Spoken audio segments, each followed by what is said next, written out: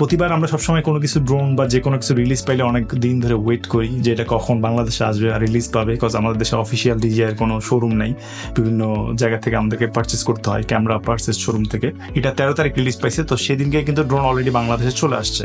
তা আমরা অনেকে ট্রাই করছি, যে পারছে বা যা সবচেয়ে ইউনিট, সবার কাছে অনেক ইউনিট ছিল না, তো বেশ কম ইউনিট ছিল, বাট পাওয়া গেছে ড্রোন।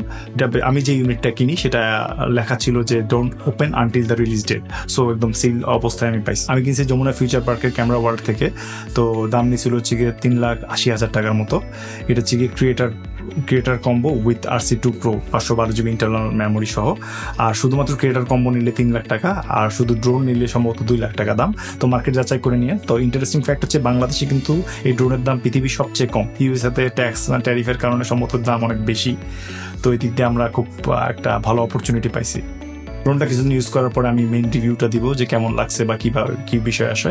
আর এই ভিডিওর সাথে আমি কিছু ফুটেজ অ্যাড করে দিব, আনএডিটেড র ফুটেজ, তো সেগুলো থেকে মোটামুটি ড্রোনের কোয়ালিটি সম্পর্কে জানতে পারবেন বা বুঝতে পারবেন। পরের ভিডিওতে দেখা হবে এই ব্যাপারে।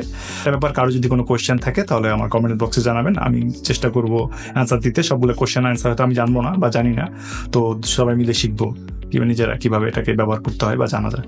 Thank you for watching, see you next time, tata.